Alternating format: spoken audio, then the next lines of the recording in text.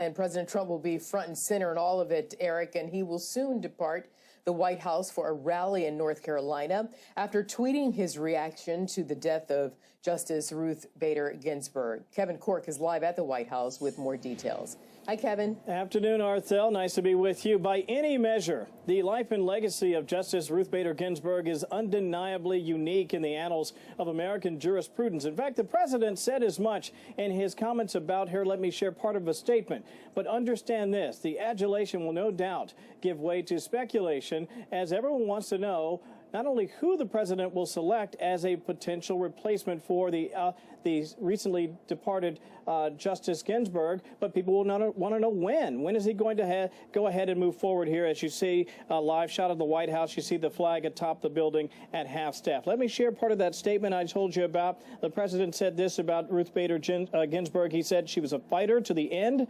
She battled cancer and other very long odds throughout her remarkable life. Our thoughts and prayers are with the Ginsburg family and their loved ones during this difficult time. May her memory be a great and magnificent blessing to the world.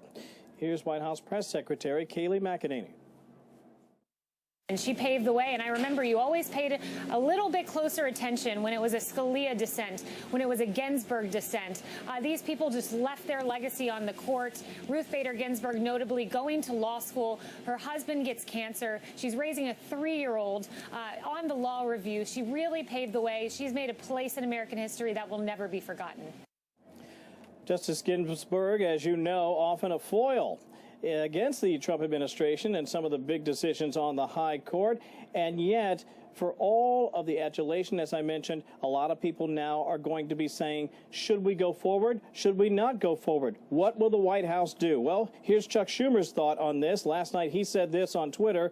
He said the American people should have a voice in the selection of their next Supreme Court justice. Therefore, this vacancy should not be filled until we have a new president. Of course, referring to the election coming up in 45 days. By the way, the president could still be the president we have.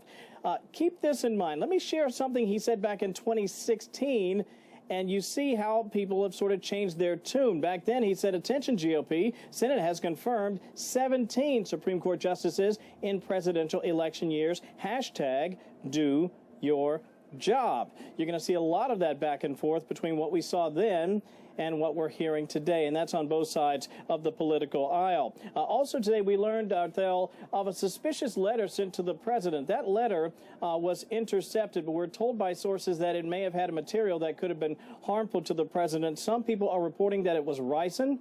I have not been able to lock that down as we continue our investigation here and our sourcing and trying to make phone calls to pick that up. But I can share an FBI statement with you and with the folks at home. They said this: the FBI and our U.S. Secret Service and U.S. Postal Inspection Service partners are investigating a suspicious letter received at a U.S. government mail facility. At this time, there is no known threat to public safety. Again, we're chasing that down. The unconfirmed reports that it was ricin.